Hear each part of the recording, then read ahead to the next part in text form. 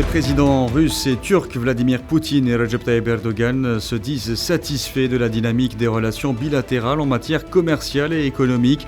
Cela ressort d'un communiqué diffusé samedi par le service de presse du Kremlin à l'issue d'un échange téléphonique entre les deux dirigeants.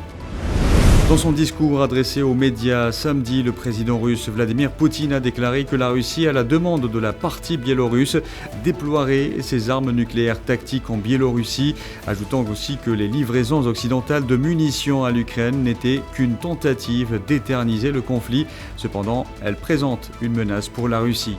Le ministre chinois des Affaires étrangères, Qin Gang, et son homologue hondurien Eduardo Enrique Reina ont signé à Pékin un communiqué conjoint sur l'établissement des relations diplomatiques au niveau des ambassades. 10 terroristes du mouvement Shebab ont été éliminés lors d'affrontements avec l'armée à la suite d'une attaque perpétrée par les terroristes contre un camp militaire dans le sud du pays. C'est ce qu'a annoncé samedi la télévision somalienne. Le président du Parlement turc, Mustafa Şentop, a condamné samedi, dans les termes les plus forts, l'autodafé d'un exemplaire du Coran et le drapeau turc au Danemark. Je condamne dans les termes les plus forts l'attaque méprisable contre notre livre sacré, le Saint-Coran, et notre glorieux drapeau devant notre ambassade au Danemark, ainsi que le fait d'avoir permis de telles actions inacceptables, a-t-il déclaré sur Twitter.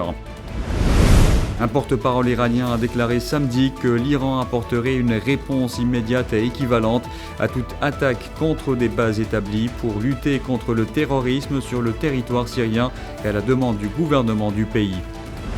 Et puis au moins 25 personnes ont péri après le passage de tornades dévastatrices et de violents orages qui ont ravagé vendredi soir le Mississippi, État du sud des États-Unis. Selon un nouveau bilan, la région se préparant à de nouvelles intempéries ce dimanche.